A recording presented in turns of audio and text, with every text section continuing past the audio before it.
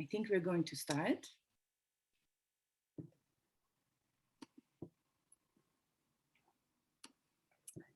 So good afternoon, everyone. Good afternoon to the participants in the United States, and good evening to everyone who's joining us from Germany. And of course, a special good morning to my co-moderator who's joining us from Australia, where it's 5 o'clock right now in the morning. My name is Katrin Bahr. I'm a visiting assistant professor of German here at Center College in Kentucky. I'm also one of the co-founders of the Third Generation Ost Network. And my name is Claudia Sandberg. I'm a filmmaker and film historian, and I'm an honorary fellow in the School of Languages and Linguistics at the University of Melbourne. Hello. So before we start, I would like to read a land acknowledgement. I acknowledge with respect that I'm a settler scholar working at Center College, which is situated on the ancestral lands and territory of the Tsalagu-Wetiki and the Shawnee.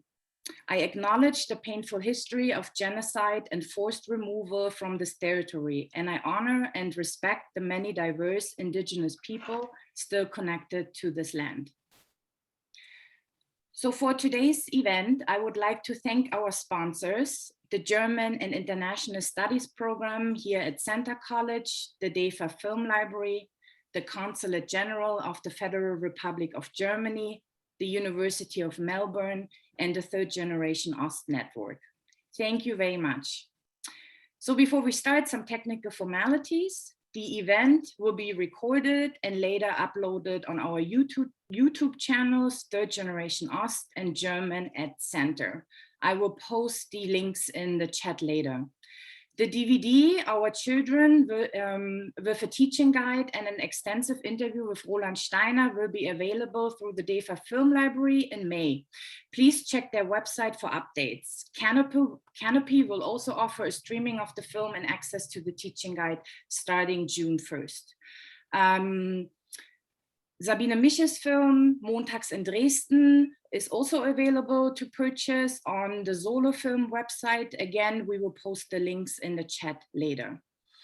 As you already recognize, we will keep the audios and videos off, but you will have the opportunity to use the chat during the conversation. The conversation will be in German and simultaneously translated by our translator, Owen Small, who is here in the off. We ask you to put your questions in the chat, or if you want to stay anonymous, please send them to me or Claudia Sandberg directly. You can ask the question in English or in German. We will have 45 minutes conversation with the filmmakers and will then open up for questions to the audience.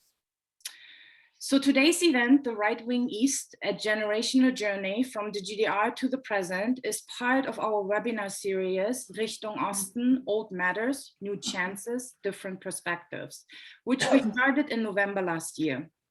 The series seeks to examine Germany's socialist legacy and transnational memories and to locate the experiences of a younger generation of former East Germans. The series features writers, filmmakers, scholars, activists, and teachers on the social and cultural connection between East Germany and other countries and the influence of these connections on current memory debates. After today's event, we would like to invite you to check out 3 more events we are organizing. Our colleague, who's also here and who might post her links in the chat, Juliane Schicker from Carleton College, is organizing 2 events in April. On April 15th, there will be a roundtable discussion on teaching East Germany.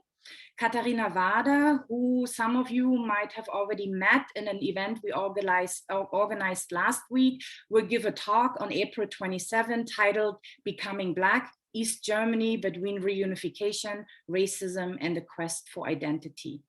And in May, we will have a discussion on the legacy of socialism in the artistic and scholarly activism of a Mozambican and East German third generation.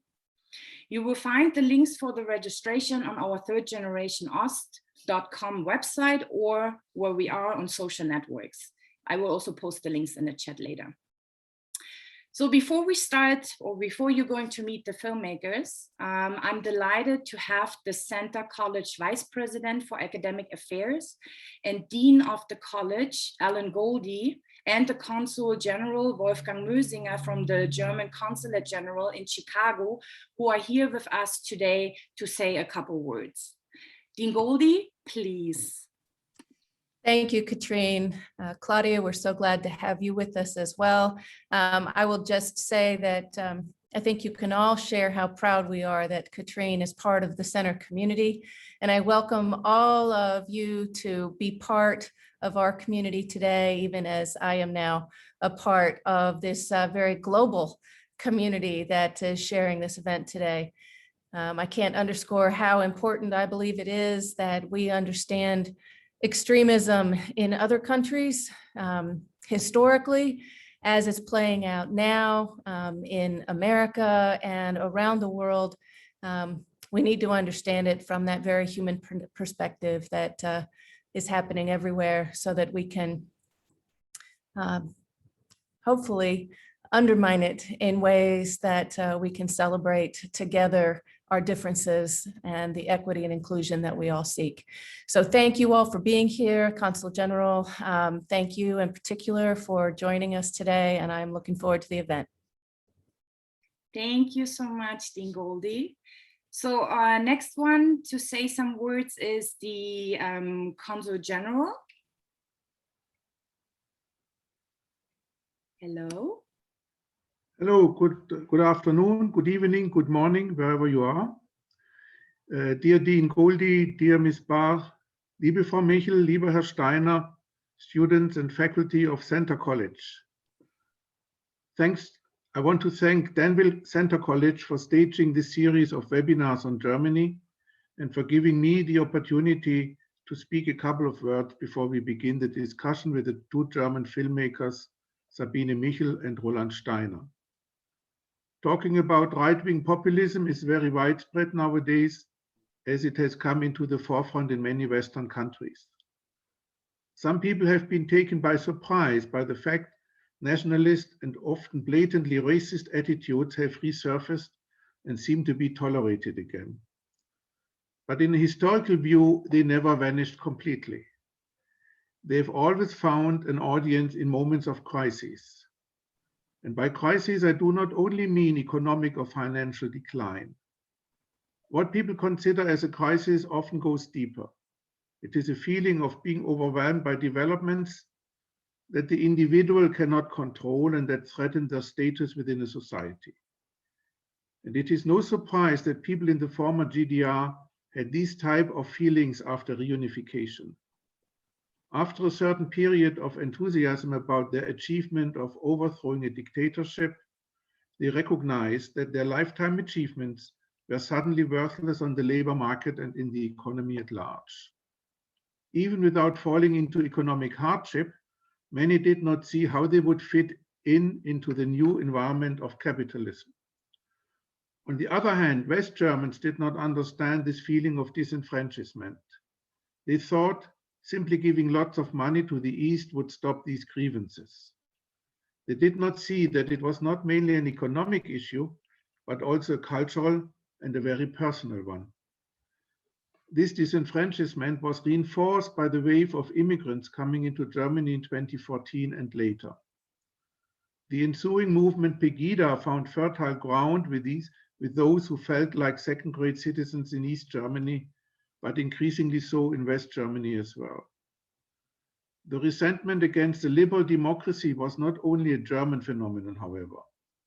It also took hold in other Western democracies that did not have to absorb such a deep shock than East Germany.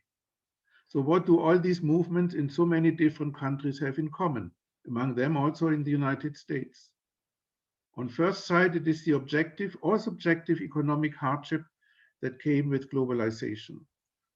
But it was not predominantly economic grievance. If you look, for example, at the main leaders of the January 6th insurrection, they are not poor people.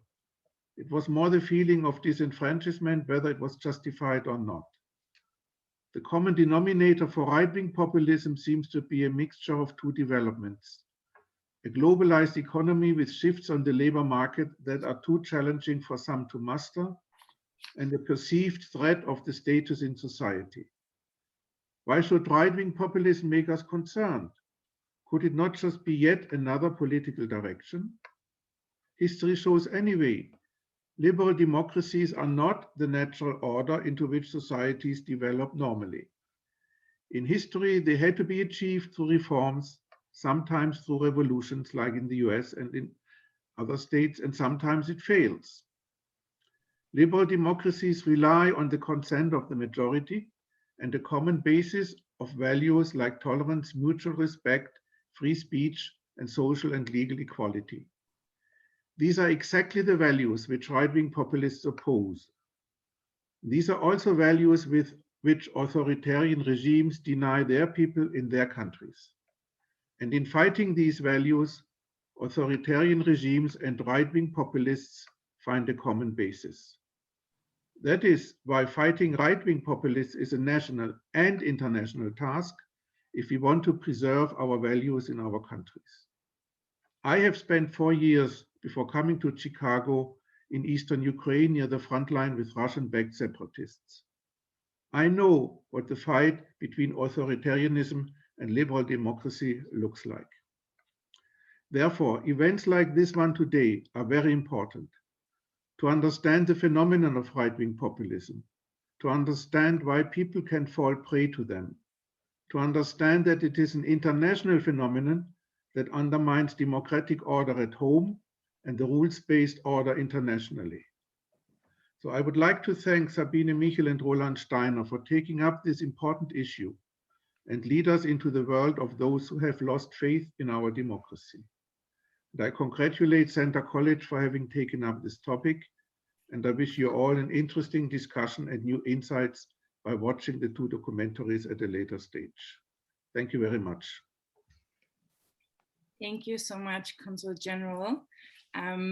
So Claudia, it is on you. Yeah, thank you. Thank you, Katrin. And thank you, Herr Mösinger. And this was already a perfect introduction into our topic today. I will just say a few more words. Of course, the increasing power of nationalist and populist voices in the German landscape in German political landscape have many taken by surprise. There are various groups and formation that on the extreme right, and it's a phenomenon that is delivered throughout Germany. But this drift is, of course, not a recent event. And in our conversation today, we focus on right-wing extremism as it occurred and developed in the late 1980s in East Germany. What it has to do, and if it has anything to do with xenophobia, anti-Semitism, and racism of recent times. And so for this, we have invited Roland Steiner and Sabine Michel with their work, with their documentaries. And our children, Roland Steiner's film and Sabine Michel's film, Merkel Must Go, address many of these issues. And as we find, they capture the tendency of the late GDR, Roland Steiner's work kind of communicates very well with Sabine's work that she made 30 years later in 2017. And now it's time also to introduce the 2 artists to you. And for that, I hope they would just show us their faces and open their cameras, please. Hello, Roland. Hello, Sabine. It's nice to meet you. Nice to have you here. Yeah. Hello. Sabine, I will first introduce Sabine to you. And it's the second time that we have Sabine in our series. She was first here with us in October of last year, talking about her book, Die anderen Leben, The Other Lives, that she co-authored with Dörte Grimm. So Sabine is a prolific filmmaker and author. She was born in Dresden, first studied applied drama there, and then she did directing at the Konrad Wolf University in in Potsdam-Babelsberg. She works for television and cinema, makes short films, documentaries, and feature films. For example, she made portraits about the actress Corinna Harfursch and photographer Sibylle Bergemann that was awarded the Adolf Grimme Prize. He also made Zonenmädchen, Girls from the East Zone in 2013, a documentary that is concerned with women of her own generation. For Merkel Must Go, Sabine accompanied 3 individuals and participants in the Pegida demonstrations. And we will talk about this in detail. Roland Steiner was born in Altenburg in 1949. Also, he studied a bit earlier in the Konrad Wolf University and in Babelsberg from 1970 to 74, followed by 2 years as master student with director Heine Caro. Roland joined the DEFA Studios for documentary film as a director in 1976. And at first he worked in documentaries for children, but he became more interested in the lives and problems of youth and young people. In his Jugendzeit, Youth Time series, Roland explored the world of young East Germans. He also created film portraits of people who were considered outsiders in East German society, either because of their political involvement or their personal lifestyles. Reflections on social debates, these include films on the undercover journalist Günter Wallraff, defense lawyer Heinrich Hannover, poet Erich Fried, cultural philosopher and architectural theoretician Lothar Kühne, and politician Konrad Weiß. So welcome once again, Roland and Sabine. And I also want to ask you the first question to kind of warm us up for this discussion. What was the motivation to make your films? What was the time? What were the conditions for filming, for making your documentaries? I don't know, maybe Roland could start? Ja, was war meine Motivation? Wut. Also im Publikum fragen mich manchmal Leute, woher hast du den Mut gehabt, mit denen nachts durch die Gegend zu ziehen? Und ich habe das gar nicht als Mut empfunden, sondern das war Wut. Wut über eine verpasste Chance, eine andere Gesellschaft zu machen. Die Leute waren bereit, was anderes zu probieren nach dem Krieg, auf beiden Seiten Deutschlands. Und in diesem Deutschland, von dem dieser Film handelt, ist es einfach vertan worden. Viele gute Ansätze sind verdorben worden aus Angst, aus Unbildung, aus wenig menschlicher Güte. Und aus diesem Grund heraus habe ich diesen Film gemacht, weil ich der Meinung war, dass man nicht so viel reden soll. Dieser Meinung bin ich auch heute, sondern einander zuhören. Zuhören ist die oberste Qualität. Kann ich dich kurz anhalten? Wir müssen nämlich auch übersetzen und Owen braucht einen Moment. War zu schnell. Geben wir ihm die Zeit, um zu übersetzen, was du gesagt hast. Yeah. So the motivation for this film was mainly anger. A lot of people in the audience asked me where I found the courage to walk through the night with these groups of young people, but it actually wasn't courage that motivated me to do this, more anger about a lost chance to make a different society. Many people were ready to do something different in this Germany, in this film, but I think we messed up this chance. There were many good goals and motivations that we spoiled, a lack of education, a lack of human commitment, and this is the reason I made the film. It's my opinion that we shouldn't just talk so much, but we also need to listen to each other.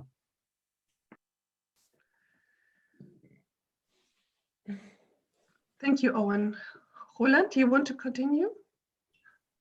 Ja, als Eingangsstatement würde mir das erstmal reichen, wenn du nach der Motivation fragst. Das war die Motivation. Natürlich sind da viele, viele Filme vorher da gewesen, um dann also diese Wut und daraus auch dann vielleicht den Mut zu nehmen. Aber das ist dann schon wieder eine ganz andere Frage. I think that's sufficient for my introductory statement. There were many previous films have been made on this topic. They're already there, but in terms of the anger and finding the courage to make this film, I think that's it. Thank you. Sabine, could you say something, please? Also ich bin in Dresden geboren und aufgewachsen und habe 1990 das letzte Abitur der DDR gemacht. Das wird im Film auch erzählt. Und später habe ich ja dann angefangen, Filme zu machen und habe mich angefangen, irgendwie bewusst oder unbewusst, oft auch praktisch mit Prägungen, die aus einer DDR-Vergangenheit herrühren und vor allen Dingen auch mit der Transformationszeit beschäftigt. Also habe sozusagen verstanden, ja, dass also neben all dem, was wirklich an Großartigem passiert ist und welche Türen sich alle aufgemacht haben, auch für mich, für meine Generation natürlich, war irgendwann dann schon auch sehr deutlich, dass auch sehr hohe Preise gezahlt wurden und dass über sehr vieles auch nicht gesprochen wird. Und also wenn ich mich so erinnere, auch an diese Situation jetzt, wenn wir jetzt mal sagen, ich habe Ende 2014 gab es Pegida das erste Mal und 15 habe ich angefangen, mich Anfang 15 damit zu beschäftigen. Und damals war mein Eindruck, es ist ganz still in Ostdeutschland. Es ist wahnsinnig still. Irgendwie alle sind sehr beschäftigt mit ihrem Leben, aber sagen wir mal so über die Dinge, die halt in diesen ja, damals irgendwie 27 Jahren, die passiert waren, haben wir wenig eigentlich, ganz viele Dinge sind im Diskurs gar nicht da gewesen. So. Und dann gab es plötzlich Pegida. I was born in Dresden and I also grew up there. And in 1990, I was among the last group to complete their high school certificate in East Germany, which I talk about in the film. After that, I started making films. And I think consciously or unconsciously, it began with the focus on perspectives from the East German past. And I was really focused on the transformation period. I mean, beside all of the great things that happened for me in my generation, all the doors that were opened, it's also very clear that we paid a heavy price and there's a lot that hasn't been discussed. And I remember the situation at the end of 2014 when Pegida appeared for the first time. And in 2015, I started focusing on it. And my impression at that time was that it's very quiet. It's very quiet in East Germany. Many people are focused and busy with their own lives. But the things that happened in those 27 years, they're not present in the discourse. Ja, vielleicht nehmen wir das so als, Roland hat so ein schönes, kurzes Statement vorgelegt. Nein, das ist super, das ist super. Okay, dann steigen wir gleich mal in die nächste Frage ein. Ihr habt ja beide faszinierende Interviewpartner und die Frage natürlich, wie habt ihr euch diese Interviewpartner ausgewählt? Also how did you choose your interview partners? Und vielleicht mal mit Sabine anfangen. Ja, also irgendwie ging es mich eben was an, ob ich wollte oder nicht. Einmal hat das sicher was auch mit Dresden zu tun, es ist eine Stadt, wo ich nie wieder hin zurückgegangen bin, aber zu der Stadt, also sozusagen zu dem Ort, wo man aufwächst, behält man ja so eine merkwürdige Spannung irgendwie. Und dann bin ich los und es stellte sich heraus, dass es irre schwer war, mit jemandem überhaupt ins Gespräch zu kommen. Also es war sehr hermetisch. Es hatte aber auch schon was mit diesem Klima zu tun, sagen wir mal so, und auch mit Medien. Es hatte was mit der Neujahrsansprache von Frau Merkel Ende 2014 zu tun, geht nicht zu denen, in deren Herzen ist Kälte und Hass. Also auch zu einem Zeitpunkt, wo man noch gar nicht viel wusste. Also damit hatte das natürlich auch alles zu tun. Und?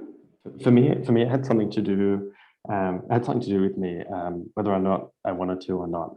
I think that the city where you're born, there's a strange tension between the person and the city that they grew up in. And because this had to do with Dresden, I felt like I had to do it. And I found it was very difficult to come into conversation with people there. I think that has a few reasons: the political climate, the media.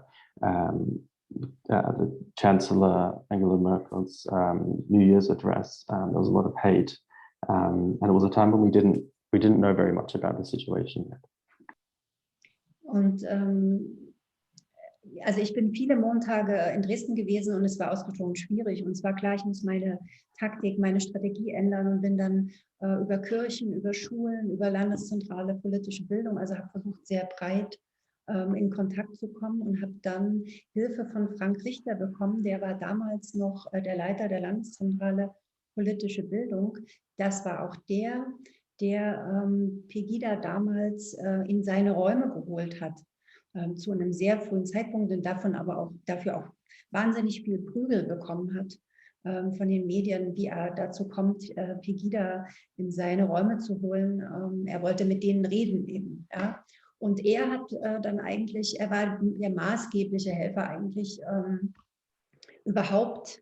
Ich glaube, er war auch derjenige, der damals mir half. Also mit René Jahn hatte ich dann irgendwann Kontakt und dann war es so wie Schneeballprinzip. Eben, je länger ich da war, desto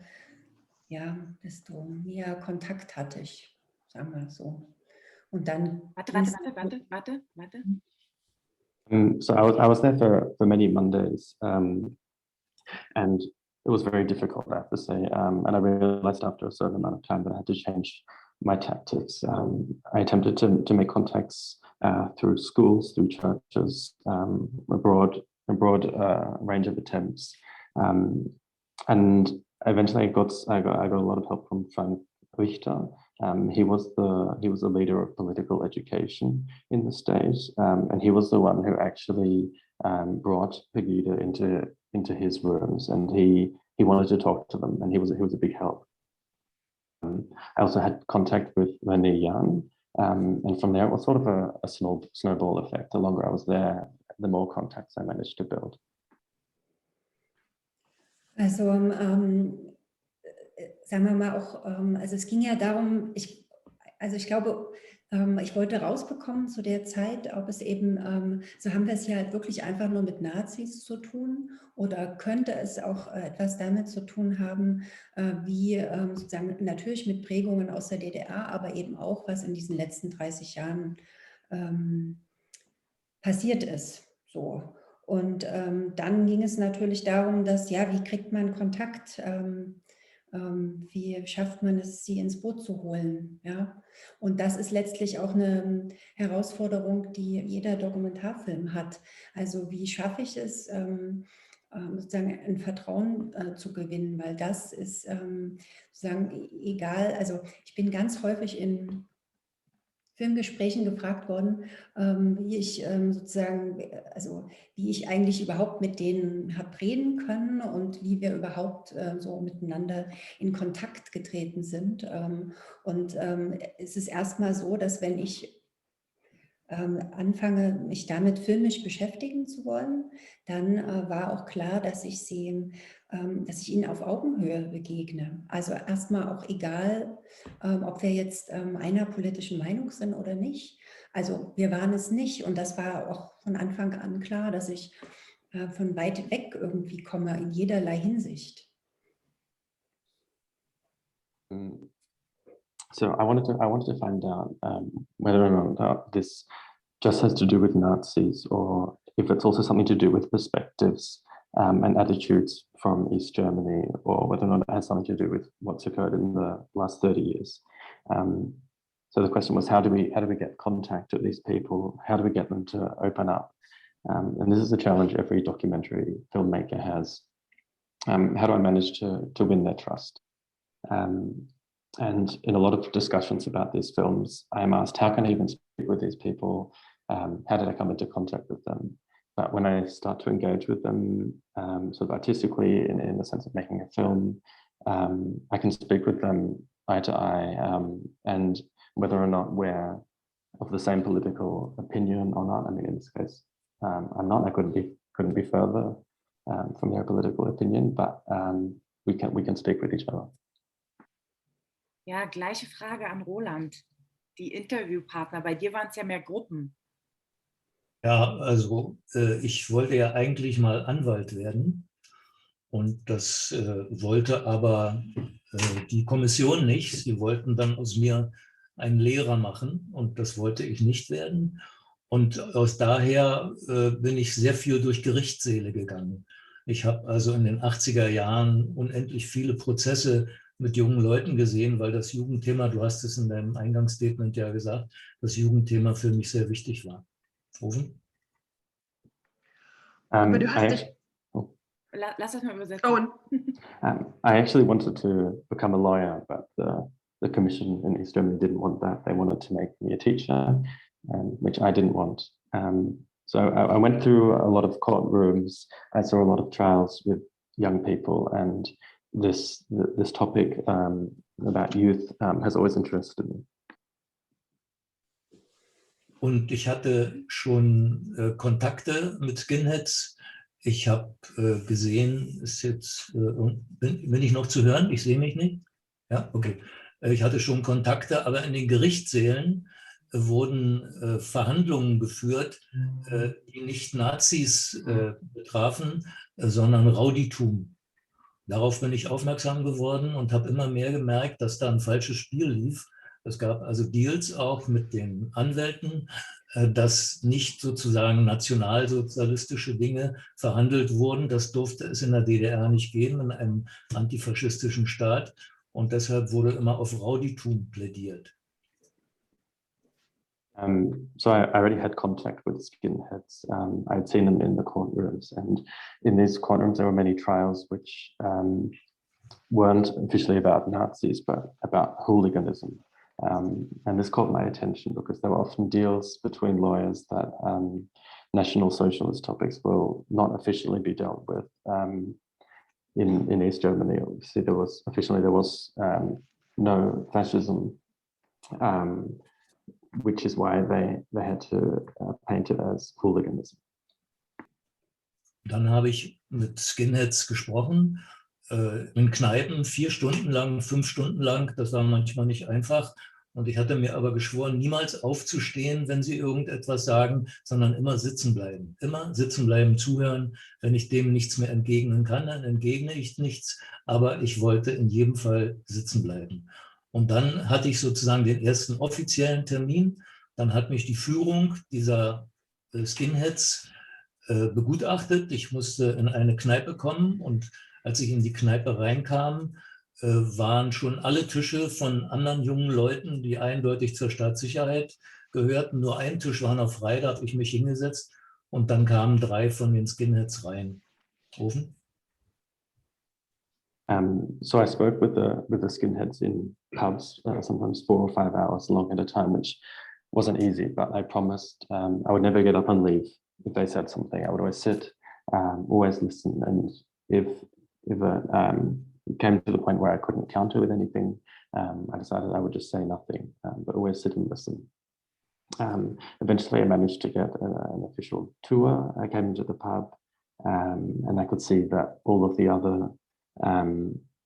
other tables were occupied by people from the Stasi, and then 3 skinheads came in. Dann habe ich, willst du was sagen, Claudia? Nee, geh mal, Okay. mach mal weiter. Dann haben die mich gefragt, du willst also einen Film über uns machen? Und dann habe ich gesagt, ja, warum? Dann habe ich gesagt, weil es mich interessiert, ich verstehe es nicht. Ach so, das können wir dir erklären. Damit war das geregelt. Als ich zum Beispiel, oder erstmal Oven? So they came in and they asked me, you want to make a film about us? And I said, yes. And they said, why? And I said, because it interests me. I don't understand. And that was sort of, they agreed.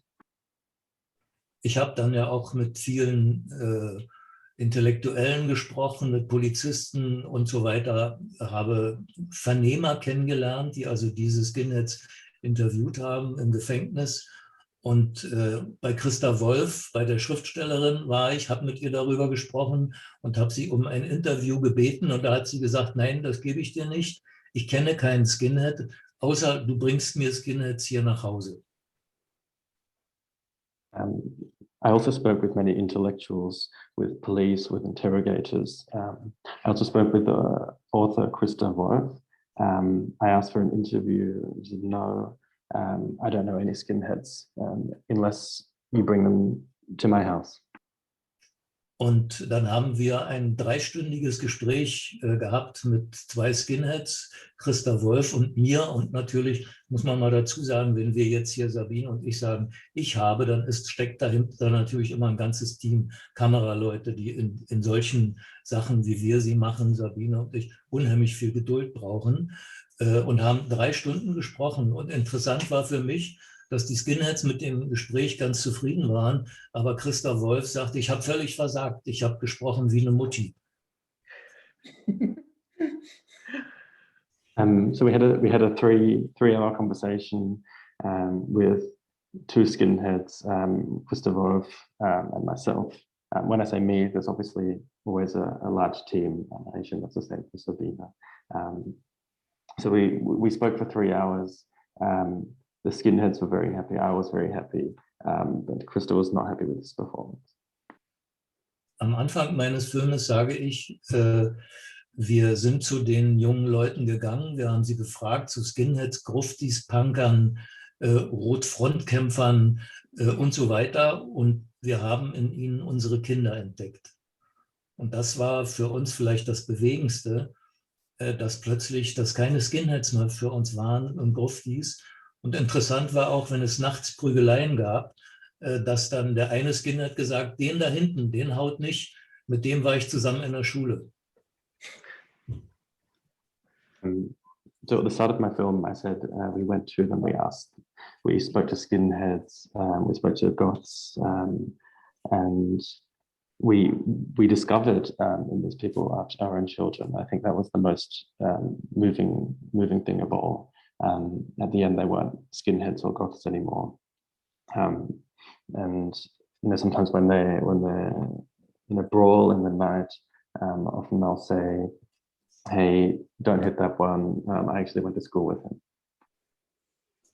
Katrin oder Claudia? Oh, ja, danke, Roland. Da möchte ich Sabine fragen.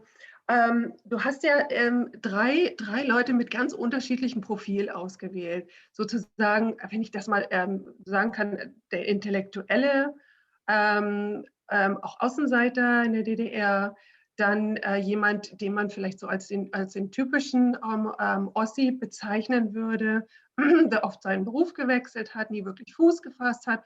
Und dann die Sabine, ne, die mehr so auch so eine die dem Ganzen eher gefolgt ist, hat man das Gefühl. Aber wie bist du zu denen gekommen und warum haben dich die 3 interessiert? And I should translate.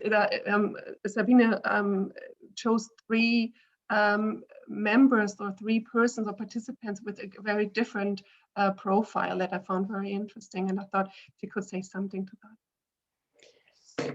Ja, also ich habe ja auch viele Monate da ohne zu drehen erstmal zugebracht. So. Und habe dann irgendwann auch, als klar war, irgendwie so 2, 3 hatten mich dann so irgendwie abgenickt und dann kam ich auch mit mehr ins Gespräch. Das heißt, ich habe eigentlich wirklich viele Monate auch viel biografisch, also ich habe mir immer erzählen lassen, was die für ein Leben hatten und wo die herkamen, was die Berufe hatten und also auch sehr biografisch hat mich am Anfang interessiert.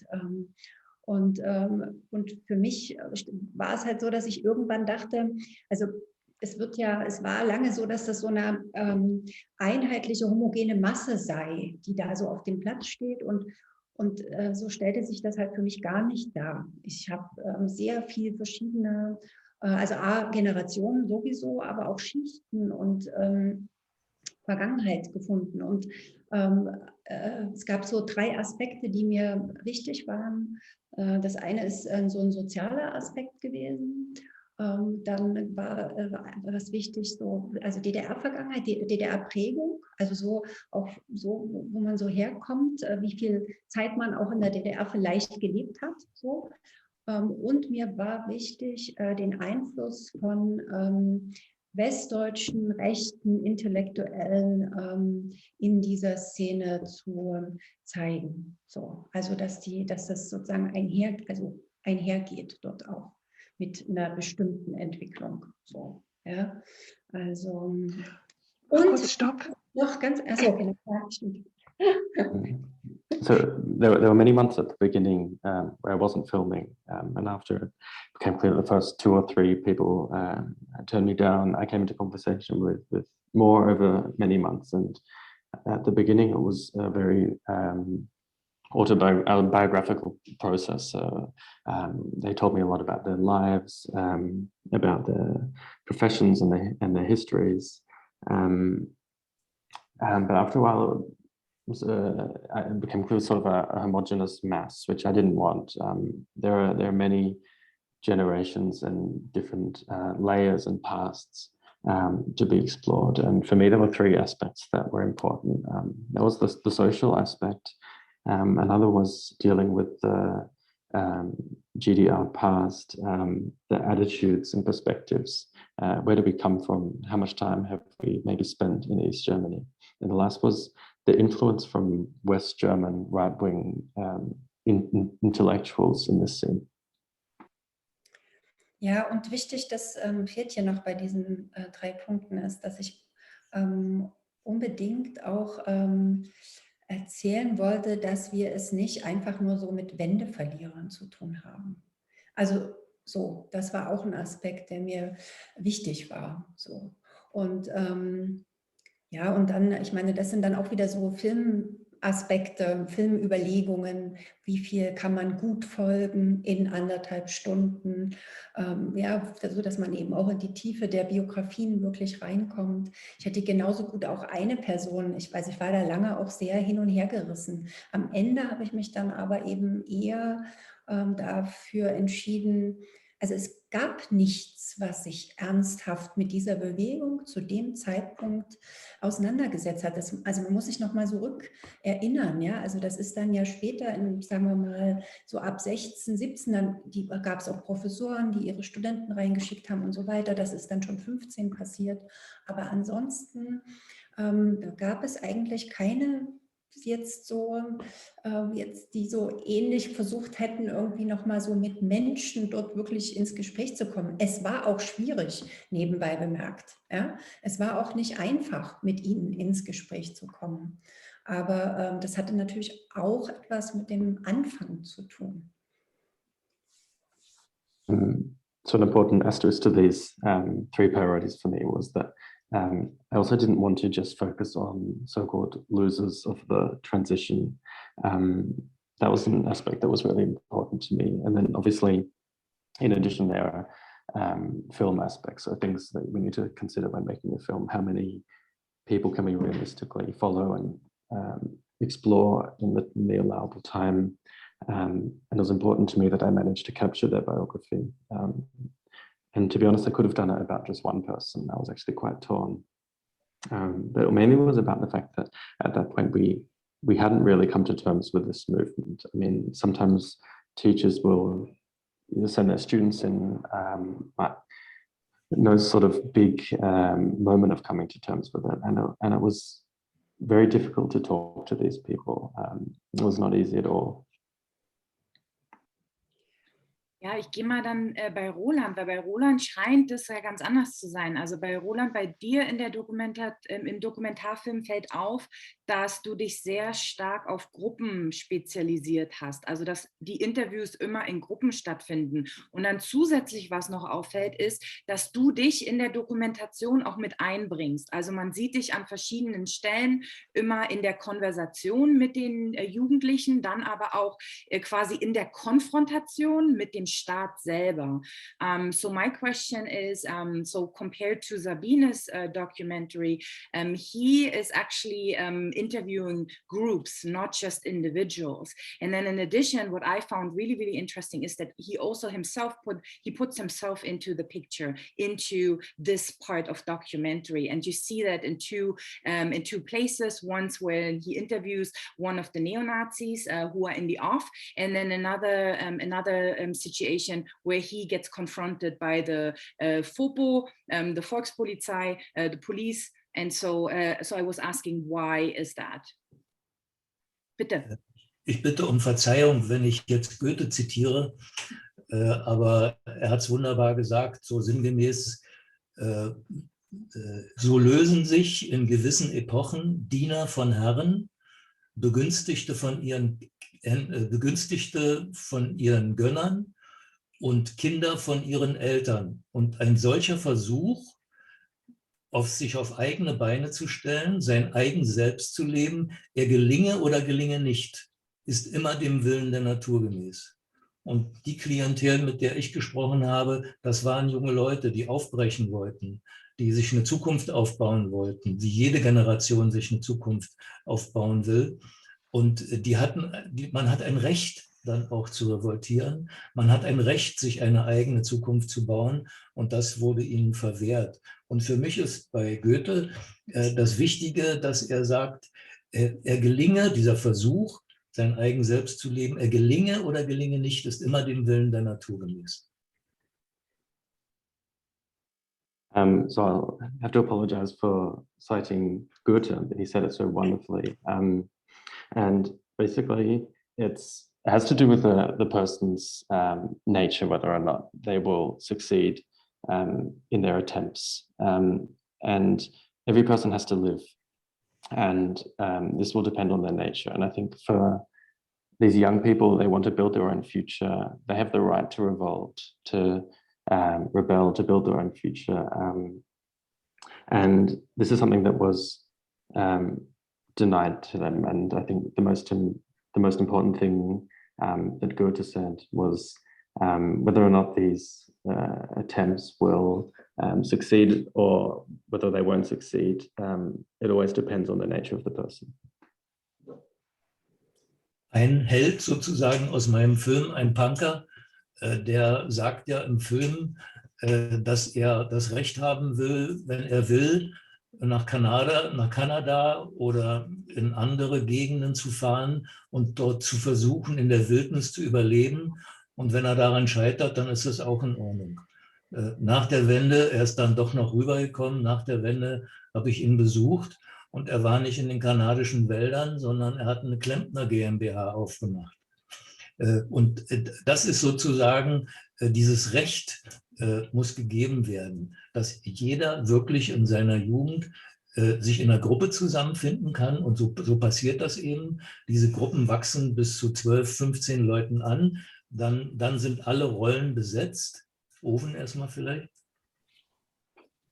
So a hero from my film is a punk who says he wants to have the right to go to Canada and try and live in the wilderness or other places, to live in the nature. And if he fails, then that's okay. But the main important thing is that he has the right to do this and to attempt it.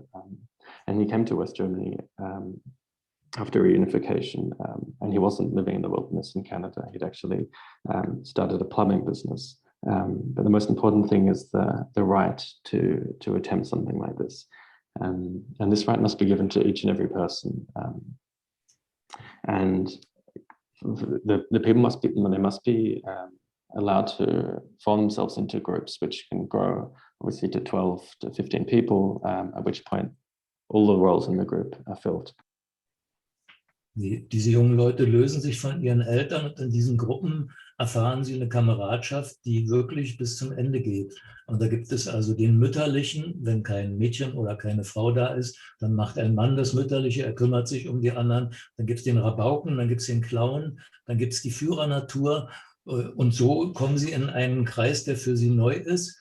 Und bei den Skinheads zum Beispiel war es so, ich habe mit Polizisten gesprochen, die haben gesagt, bei Skinheads haben wir ein großes Problem, weil die hören nie auf, zurückzuschlagen und die versuchen nie, jemanden alleine zu lassen. Also die gehen immer wieder rein, auch wenn die Polizei da ist und so weiter und versuchen, den anderen da rauszuholen. Und das ist eine Form von, ich sage jetzt mal auch dieses deutsche Wort Kameradschaft, was wir schon öfter in unserer Geschichte hatten, die junge Leute sich einfach danach sehnen. Sie wollen einen Status haben. Letzte Geschichte dazu, aber erstmal Owen. So the young people sort of separate themselves from their parents, and they're really seeking this sense of camaraderie. And this can be seen in these groups, the way the roles are filled. If there's no female figure, then the figure of the mother will be fulfilled by a man. and then there'll be someone else who's got more of a leading nature. And this circle of responsibility is new for them, for the skinheads. And one thing the police said to me about skinheads is we have a big problem because they will never stop hitting back. They'll never leave anyone behind. And even if the police are already there and have the others, the rest of the group will always go in and try and get them out. And this sense of camaraderie is, it's a word that has been very prevalent in German history, but it's something that young people seem to desire a lot. Ich bin einmal mit Skinheads durch die Stadt gelaufen. Es waren ungefähr 10 Skinheads. Ich war in der Mitte und ich habe eine schwarze Lederjacke angehabt, Jeans angehabt, hohe Stiefel. Es war im Herbst, also die fast so aussahen wie Skinhead-Stiefel. Und mein Schopf hat ja durchaus eine gewisse Ähnlichkeit mit Skinheads, sodass man mich nicht sofort identifizieren konnte. Und wir sind Berlin-Alexanderplatz eine Treppe runtergelaufen, wo uns die Fahrgäste aus den U-Bahnen entgegenkamen. Und manche haben uns gesehen, wie wir die Treppe runterkamen und haben sofort kehrt gemacht und sind weggelaufen. Und andere haben sich an die Seiten gestellt und die Skinheads haben sich schön breit gemacht, sind da runtergegangen. Und danach haben sie sich unglaublich amüsiert und sie waren natürlich auch stolz. Und Stolz ist etwas, was man unbedingt braucht als junger Mensch, dass man schon etwas geleistet hat. Woher man sich den sucht, ist dann wieder was ganz anderes. Und das Verrückte war, dass ich ein ganz merkwürdiges Gefühl hatte, als ich diese Treppe runterging und die Menschen vor mir Platz machten. Sie haben auch vor mir Platz gemacht. Dieses Gefühl werde ich nicht vergessen, das war mir unheimlich. So at one point I went through Berlin with about 10 skinheads and I was walking in the middle of them with a leather jacket, combat boots. It was the middle of summer. And I basically looked a lot like them. I mean, you couldn't immediately identify me as not belonging to the group. And at Alexanderplatz, we went down the stairs into the metro, and the passengers coming out of the metro came towards us, and many of them turned around immediately and ran away from us. Others moved to the side and made space for us. The skinheads, having a great time, they spread themselves out. And then at the bottom of the stairs was a really great experience for them. They were proud, and I think this feeling of being proud is something that young people need. That feeling of having achieved something, what we've achieved and where we find this sense of being proud is another matter. But I have to say, for me, it was a very strange experience going down this staircase. It's not something I've ever experienced before, and the people made space for me as well, and I'll never forget this sensation. Roland, ich finde diese Gruppenfrage oder Gruppendiskussion ganz interessant, weil ich, glaube ich, das ein bisschen anders gelesen habe, auch gerade mit dem Hintergrund der 90er Jahre, wo ich in Berlin-Hohenschönhausen aufgewachsen bin und sozusagen in den Punk-Gruppierungen aktiv gewesen bin. Also einfach die Gruppe, aber auch als ein Ort der Sicherheit zu sehen, weil alle Leute, die du interviewst, ja alle in eine Subkultur gehören. Also auch quasi nicht nur untereinander sich bekämpfen, sondern ja auch in einer gewissen Art und Weise gegen den Staat vorgehen. Und diese Gruppenzusammenhörigkeit hat ja auch ganz viel mit Sicherheit zu tun, gerade für das linke Spektrum, dass man einfach Angst hatte vor den Neonazis und daher sich halt nur in Gruppen raustraute oder von einer Bahnhofsstation zur anderen fuhr. So vielleicht, ich weiß nicht, ob du dafür vielleicht noch was sagen möchtest. Ich versuche es mal ganz schnell auf Englisch ganz kurz zu fassen. So I read the film a little bit differently because I thought that the idea of the group has actually more of a security, a safety aspect where, we all the people he interviewed, all the groups he interviewed, they're a subculture. And although they were fighting against each other, they were also basically fighting against the state. And so this is pretty much the only place where you can be with each other, where you can feel safe. And that reminded me of me growing up in the 90s in Berlin, Hohenschönhausen, where there was also pretty much a division between the left and the right spectrum. And so I know I went on the street only with groups from the left side, because I felt safer to move from Hohenschönhausen, for example, through Lichtenberg, which was one of the national befreite Zonen, if you may say that. Roland, ich habe noch mal ein bisschen Lichtenberg kurz erwähnt als rechte Hochburg. Ja, möchtest du dazu noch mal was sagen? Ja, ganz kurz. Also diese Frage ist ja so komplex, da spielen so viele Dinge rein in diese Frage. Aber vielleicht wichtig dabei ist, dass es ja auch Fluktuationen innerhalb dieser Gruppen gab. Dass also aus linken Gruppen welche zu den Rechten gegangen sind, weil sie gesagt haben, die Linken machen uns nicht genug, die sind nicht genügend dagegen, die reden nur. Und wir wollen aber was machen. Und das ist ja eine interessante Parallele zu den 20er Jahren in Berlin, als viele vom Rotfrontkämpferbund, also von den Kommunisten, die in so einer quasi militärischen Einheit waren, auch ziemlich radikal waren, aber eben nicht genügend radikal. Und die sind dann zur SA gegangen. Also das sind ja auch wiederkehrende Dinge. Und diese Sicherheit innerhalb der Gruppe macht ja erst möglich, dass man auch aufbegehrt, zum Beispiel in den Schulen. Es gibt ja eine Szene mit Abiturienten, wo das eine Rolle spielt, wo eine rote Front Pankow, so nennen die sich, in der Schule opponiert hat. This question is very complicated and there's many aspects that play a role in it. But to say quickly, I think one important thing to note is that there were fluctuations in these groups. There were people from left-wing groups that moved to the right-wing groups, for example. They said, the left-wing groups, they're not doing enough for me, they're not acting, all they do is talk, and we want to act. And this has interesting parallels to the 1920s in Berlin, where people from the Red Front, the communists, they were actually quite radical, but for many, they weren't radical enough. And many people from the Red Front decided to move to the Sturmabteilung, the SA. And these are recurring themes. And this security, the sense of security of being in a group, allows people to sort of front up. And this is something that we saw in the film in the school, where one person from the Red Front punk group managed to sort of stand up in the school environment. Letzter Satz noch. Es gab ja zum Beispiel auch Skinheads gegen Rassismus. Die hatten als Erkennungszeichen die andersfarbige Schnürsenkel. Aber die waren auch ganz andere Skinheads. Skinheads gegen Rassismus, gab es Gruppen. Die sahen genauso aus wie die anderen, aber waren anders. One last example is there also the so-called skinheads against racism group. And their only point of difference, or their point of difference was wearing different colored shoelaces. Other than that, you couldn't really distinguish them in their appearance from the other groups. They looked the same, but they were a very different group. Kann ich da jetzt reinkommen?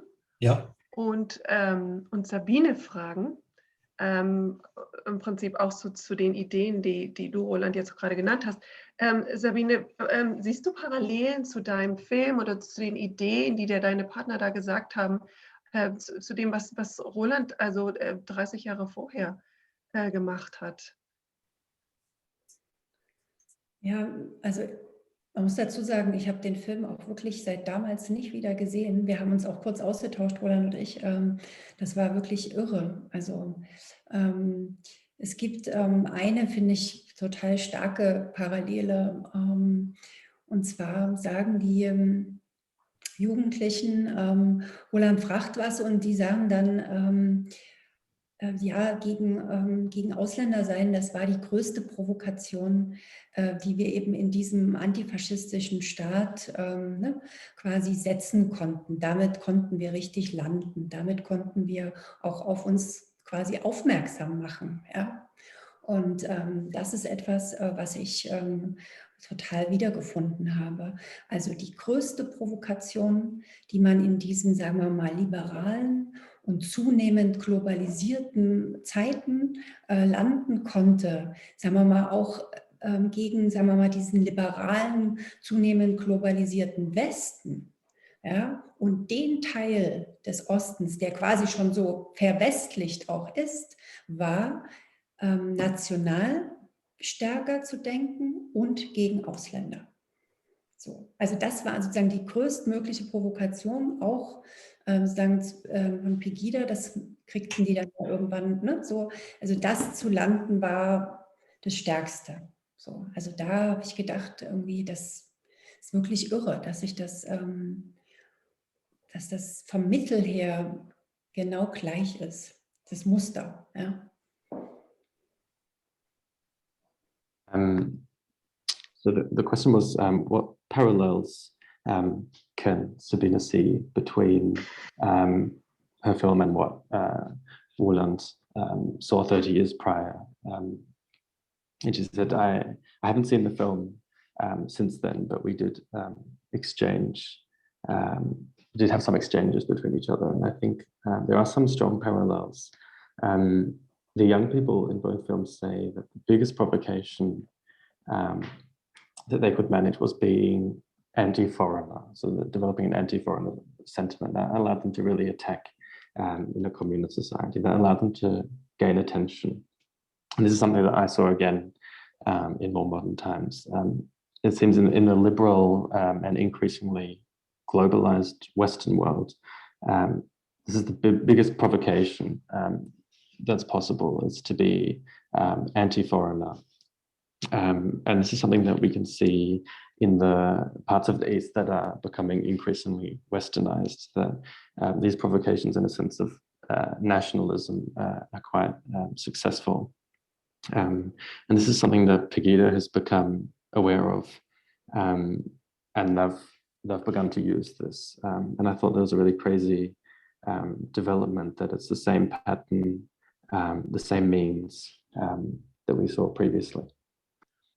Und das ist alles wirklich auch sehr komplex, sage ich mal. Ja? Aber nur mal so, also es gibt natürlich, man muss es unbedingt differenzieren. Natürlich gibt es die Linie, das sieht man auch bei Roland, der Jugendliche, die eben auch zu Hause praktisch von ihren Großvätern das noch gehört haben, das praktisch auch aus dem Dritten Reich, was in diesem antifaschistischen Staat DDR ja auch nie wirklich aufgearbeitet wurde, ja, und genau das gibt es auch noch 30 Jahre später, ja, ganz klar. So, die Linie gibt es, aber es ist nicht die einzige Linie. Ich sehe halt auch ganz eigentlich zarte Jugendliche, die total orientierungslos wirken. Und Heiner Müller hat also es gibt so Texte zum Kapitalismus so, und da gibt es auch so einen, wo er also beschreibt, ja, irgendwann werden einfach die Plätze in den Rettungsbooten werden einfach dicht sein. Es wird, ja, wenn man in die Dörfer fährt, dann wird da nur noch McPaper sein und eine Tankstelle und sonst nichts mehr. Und was haben dann die Jugendlichen? Ja? Also ich zitiere jetzt natürlich sinngemäß, also sie sind dann eben deutsch. Gut, sie sind nicht glücklich, aber sie sind deutsch. So, ja? Vielleicht warte ich hier kurz auf die Übersetzung. I have to differentiate one thing, because it's all very complex, and there are certain groups of young people who at home are hearing directly from their grandparents who were involved in the Third Reich in Germany, and this is something that was never really dealt with in the anti-fascist German Democratic Republic. And 30 years later, we can still see this. But this is not the only group of people. I mean, I can also see groups of quite fragile young people who lack orientation. They seem to lack orientation. And you could say that the spaces in the lifeboats are being filled up. I mean, in some villages, nowadays you can only see a petrol station and a stationary supply shop. And you could say these people are German, but they're not happy. Und letzter Gedanke, und genau das findet man 30 Jahre später auch. Also wir müssen zur Kenntnis nehmen, dass es Menschen gibt, die sich nicht gesehen fühlen und die sich wie auch immer auch nicht sozusagen in dieser Teilhabe an dieser Gesellschaft fühlen. Ja? Was interessant war, als der Film Premiere hatte bei Doc Leipzig, kurz vorher kam eine sehr große Studie raus, wo irgendwie in 3 Städten im Westen, die sehr hoch AfD gewählt hatten, und 3 Städte im Osten, die sehr hoch AfD gewählt hatten, haben halt richtig große Befragungen gemacht. Also ich weiß jetzt nicht mehr wie viel, aber es war richtig groß angelegt.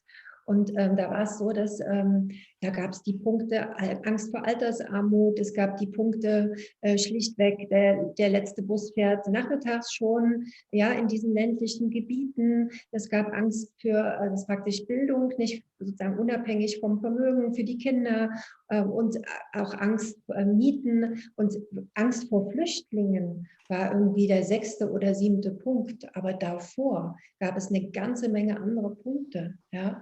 Und das ist etwas, also Roland hat vorhin gesagt, es ging ums Zuhören, und ein Stück weit ging es mir auch darum, auch um zu verstehen, sozusagen an welchen Stellen man vielleicht auch wieder ins Gespräch kommen kann und wo in der Gesellschaft auch die Chance hat, wieder dazu, oder nicht nur die Chance, sondern wo sie auch zur Pflicht gerufen wird, etwas zu tun, so, ja? Also wo man eine Chance kriegt, auch da wieder einen Fuß reinzukriegen. Und das sieht man gut in dem Film, finde ich. Ich würde vielleicht, so jetzt mal oben. So just my last thought. Just 30 years later, we find this again. We have to acknowledge that there are many people in our society who don't feel that they are seen and heard. They don't feel that they're active participants in our society. And around the same time that this film premiered in Leipzig, a study was released which investigated 3 cities in West Germany and 3 cities in East Germany. In all of these cities, a large proportion of people had voted for the right-wing party Alternative for Germany. It was a very large survey. And the people listed the things that they were most fearful of. Among these fears were poverty in old age, public transport, so the fact that often the last bus will depart at midday, and after that there won't be any more transport, fear that their education is insufficient, they won't be able to provide wealth for their children, fear about renting. I think the 6th or the 7th point was refugees, but before that there were a great many other fears. And Roland has already said this, it's about listening. And for me too, it was about listening. In which points can we come into conversation with these people? Where in society do we have the chance, or not necessarily just the chance, but also the responsibility to do something? And I think in my film you can see this quite well. Roland, ich würde da gerne nochmal anschließen, weil das jetzt hier auch gerade im Chat zirkuliert und weil auch eine meiner Studenten das auch als Frage gestellt hatten.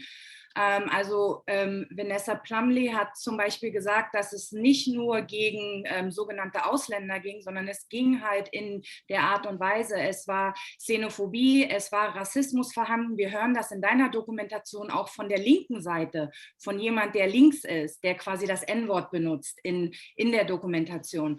Und ich glaube, um so ein bisschen diese 2 Sachen, jetzt was Vanessa erwähnt hat, aber dann noch was mein Student gesagt hat, weil das fanden wir halt sehr interessant, welche Verantwortung man eigentlich als Filmemacher hat, wenn man so eine ausländerfeindlichen und diskriminierenden Aussagen aktiv, also quasi hört, und was sozusagen die eigene Rolle ist, wie man diese dann anfechten soll.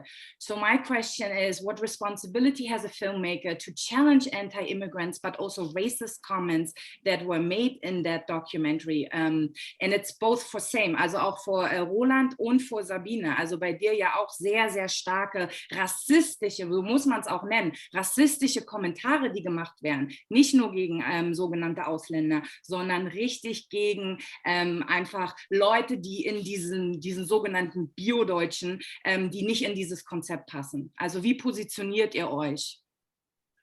Also Erstmal ist es ja so, beim Dokumentarfilm darf man ja nicht vergessen, ich gehe nur einen Schritt zurück, der Dichter Maxim Gorki hat mal gesagt, es kommt nicht auf die wirklichen Dinge an, sondern wie die Dinge wirklich sind. Ofen? So we have to remember this is a documentary, and just to go one step back, to quote a famous poet, you have to say it's not just about the real things, but about how the things become real. Ich habe Dinge gesehen, zusammen mit den Skinheads. Also ich habe an keinen Gewalttaten oder habe immer gesagt, wenn ihr sowas vorhabt oder so, dann würde ich immer dagegen einschreiten und so. Das haben die auch respektiert. Ich habe Dinge gesehen, die ich trotzdem nicht vergessen konnte, die hart waren.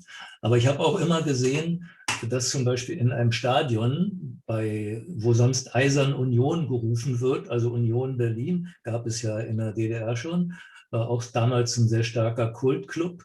Und da haben die Jugendlichen geschrien, Türken raus, Türken raus. In der DDR gab es gar keine Türken. So together with the skinheads, I saw a lot of things that were quite difficult. I never participated in violent acts. I told them I would always protest against this, which they respected. But I still can't forget many of the difficult things that I saw. And in a sort of cult club in Berlin, in East Germany, in a stadium, many people were chanting, Turkish people should go, Turkish people should go. But there actually were no Turkish people in East Germany. Also ich bin gelernter Schlosser. Bin Maschinenschlosser von Beruf eigentlich und habe dann später dann noch Regie studiert. Und in dem Betrieb, in dem ich gearbeitet habe, mit 8000 Menschen, und wir haben also von Kurbelwellen für Schiffe und solche großen Sachen dort gemacht. Und da gab es auch vietnamesische Arbeiter, die ihre Ausbildung gemacht haben. Das war auch sehr verdienstvoll. Aber wir durften mit diesen Vietnamesen keinen Kontakt haben. Wir waren im gleichen Alter. Wir waren Jungs, die hatten auch wunderschöne Mädchen und wir wollten zusammen tanzen und was erleben. Wir wollten mit denen Kontakt haben und wir durften es nicht. Also viele Dinge sind derartig differenziert, dass man eigentlich noch 100 Jahre Zeit bräuchte, um erstmal, weiß ich, die 20er, die 30er, die 40er, eben auch die DDR-Jahre zu differenzieren. Aber dafür gibt es ja eben sowas wie den Dokumentarfilm. Oven?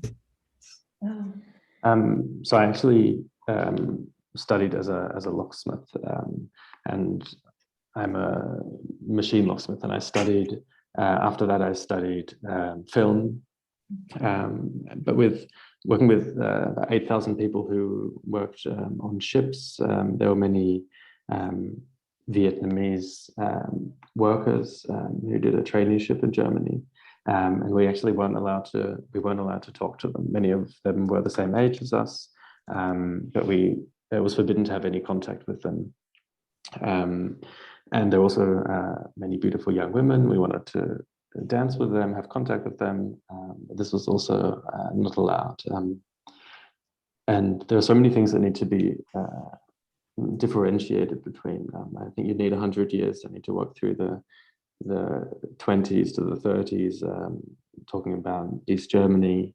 But that's why we make documentaries. Ich habe, als ich den Film dann bearbeitet habe, die Arbeit hat ja ungefähr 3 bis 4 Jahre gedauert.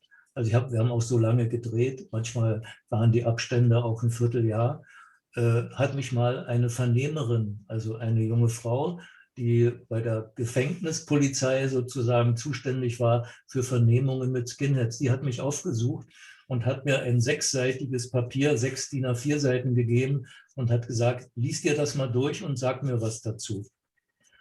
Und das habe ich mir durchgelesen und ich habe mich fürchterlich erschrocken. Weil alles, was kritisch in diesen Papieren stand, was der Skinhead der Vernehmerin gesagt hat, hätte ich unterschreiben können.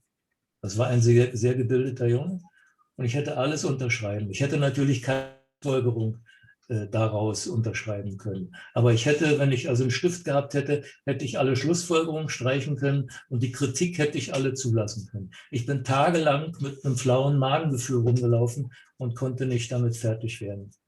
Und noch eins, ich habe so Erlebnisse gehabt, die auch wieder diese Komplexität, man darf sich nicht hinter Komplexität verstecken, das tun wir beide ja schon gar nicht, aber bloß 2 oder 3 kleine Geschichten, ganz kurze. Diese Vernehmerin, die zu mir kam und meine Meinung hören wollte, und dann haben wir uns unterhalten und sie sagte, ja, das sehe ich genauso. Dann kriegte ich mal einen Anruf im Studio und da meldete sich ein, ich sage jetzt mal den Namen nicht, ein Abteilungsleiter vom Innenministerium. Rufen? So as I edited the film, which took me 3 or 4 years because we filmed for so long, the time periods between filming were sometimes up to a quarter of a year. But while I was editing the film, an interrogator came to me. She worked in a prison and was responsible for interrogating skinheads. And she gave me 5 or 6 pages that she had taken while interrogating a skinhead, and she told me to read them. And while I was reading this, I was so afraid because every critical thing that he said in this interrogation, I could have agreed with. His conclusions, his criticisms, I could have agreed with. And one more anecdote is, we can't hide behind complexity, and neither of us are doing that. But this interrogator wanted to hear my opinion. I told her what I thought, and she. And then later on, I received in my studio a call from a department manager in the Ministry for Home Affairs. Also dann bekam ich einen Anruf von einem Abteilungsleiter aus dem Innenministerium, der bat mich zu sich und sagte, Steiner, du mit deinem Team, ihr gebt mir Hoffnung. Das war natürlich für mich recht ungewöhnlich. Durch den Türspalt sah ich, wie draußen gerade wieder Polizisten ihre Raumanzüge anzogen da. Und ich habe gefragt, warum? Sagt er, naja, ihr wirbelt wenigstens mal ein bisschen Staub auf, ein bisschen Stäubchen. Ich hoffe, dass ihr durchhaltet, lasst euch nicht unterkriegen. Und dann hat er gesagt, und jetzt zeige ich dir mal was. Hat ein Telefon genommen und hat einen aus dem Stasi-Apparat angerufen und hat gesagt, du mal, ich habe hier den Fall Roland Steiner vor mir, hat auf laut gestellt, sodass ich mithören konnte. Was hältst denn du von dem Roland Steiner? Und dieser Stasi-Mensch hat dann dem Abteilungsleiter vom Innenministerium gesagt, was er von mir hielt. Was er von mir hielt, könnt ihr euch vorstellen. Aber solche Sachen gab es also auch, dass innerhalb des Staatsapparates überall auch Leute saßen, die irgendwann die Schnauze voll hatten oder die schon aus welchen Gründen auch immer da reingegangen sind. Letzte Geschichte. Nee, erst Ofen. So I got a call from the department manager from the Ministry for Home Affairs, and he invited me to come and see him, and he told me that I give him hope. This was a very strange experience for me because just outside there were a great many police officers, uniformed and everything. And I said, why is that? And he said, well, you're stirring up a bit of dust, and I hope that you can keep doing this. Don't let yourself get bogged down. And then he said, I just want to show you something. He got the phone and he called up someone from the Stasi. He had the phone on loudspeaker so that I could hear, and he said to the person on the other end, I've got the file here from Roland Steiner. And the Stasi person on the other end said, okay, well, so the Stasi person on the other end told the worker from the Home Affairs Ministry what he thought about me, and you can probably imagine quite well what he thought about me. But these things occurred in East Germany, and it goes to show that in the apparatus of the state, there were people who were sick of the system, they went in for whatever reasons they went in for, but they shared our opinions. Zur Historie des Films. Ich hatte den Film am, glaube 12. Juli 1989 fertig und habe ihn zur Abnahme gestellt und der Film ist nicht zugelassen worden. Nicht zugelassen war das Wort für Verbot. Owen? So I finished the film on the 12th of July 1989. I sent it through to the authorities and it wasn't permitted. It was a forbidden film. Am 17. Roland, wir haben nur noch 6 Minuten und da sind ganz viele Fragen im Chat, die, glaube ich, wichtig sind, die auch dann Sabine, wo Sabine noch ein paar Sachen beantworten kann. Okay, alles klar. Ja, soll ich jetzt mich da trotzdem... Oder? Nee, sag mal, Sabine.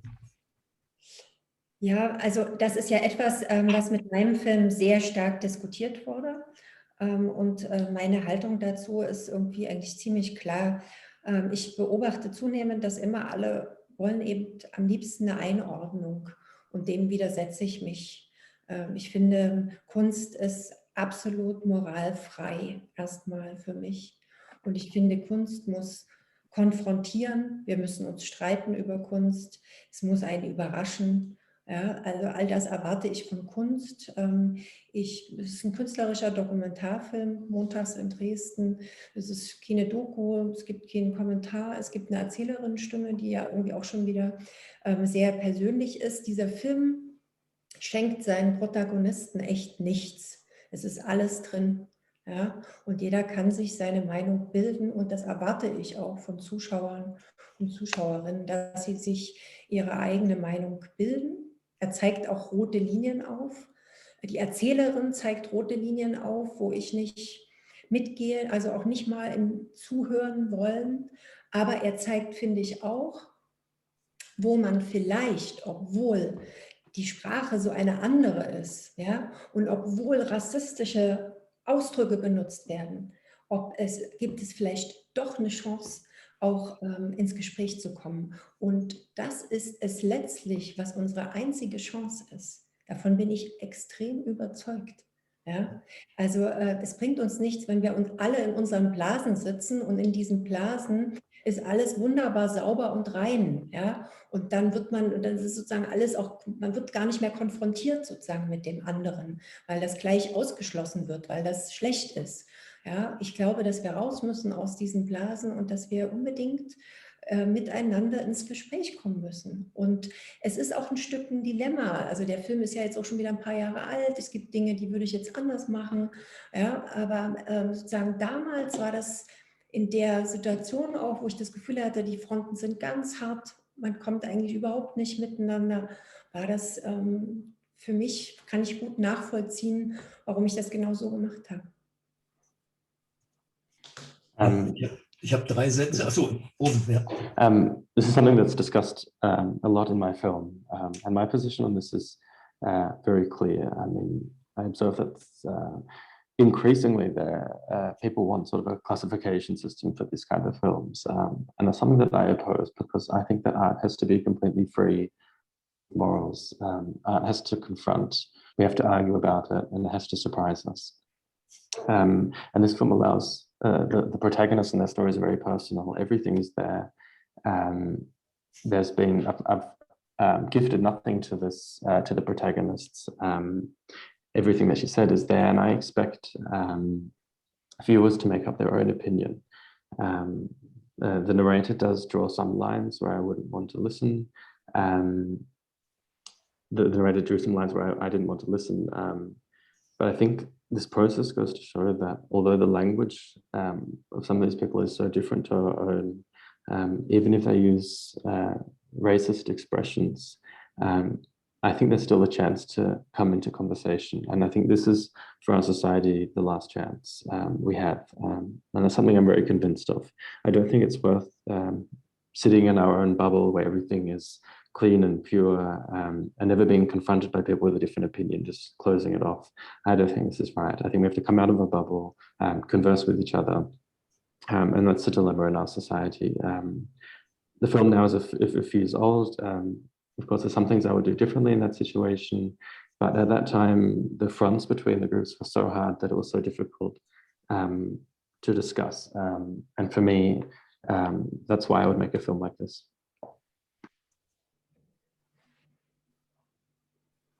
Roland, wolltest du noch etwas sagen? Ansonsten, wir haben wirklich nur noch 1 Minute. Ich möchte ungern überziehen.